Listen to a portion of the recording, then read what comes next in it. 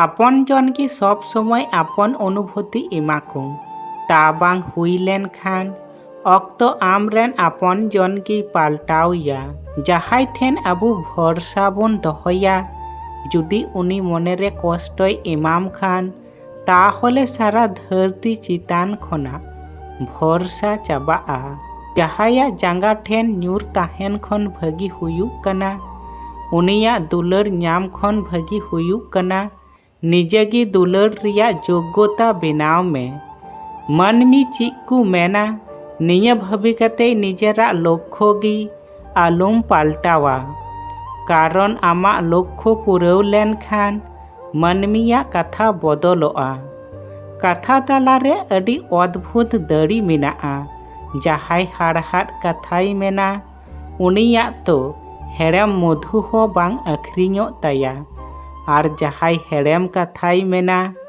उनिया तो झाल मरीच हो अखरिñो ताया जहाय हर जहा तिना चुपचापे ताहेना उनी आया सम्मान की अडी जत्नो कते ए दहया जतो अक्तो रे उनी गी अबुई रा उचु बुना जहाय अबु कुकमु तालारे बाबुन रा उचुया जहा तिना गी आम कुसी रे ताहेन रेहम जखन की जहाया कथा मने हुयुआ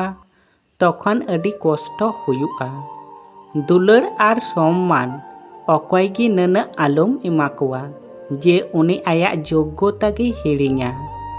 बार बार इके काय में किंतु विश्वास केवल मिद दम गी कराव में कष्ट हुयुआ निये नेल कते आम ठेन जतो हर लगी अक्तो मेनाआ केवल इं छाड़ा सगई आर डाहार तखन गी चाबाआ जखन जांगा बांग आबुआ मन लांगाआ जहाय ठेन इᱧᱟᱹᱜ मूल्य बनुआ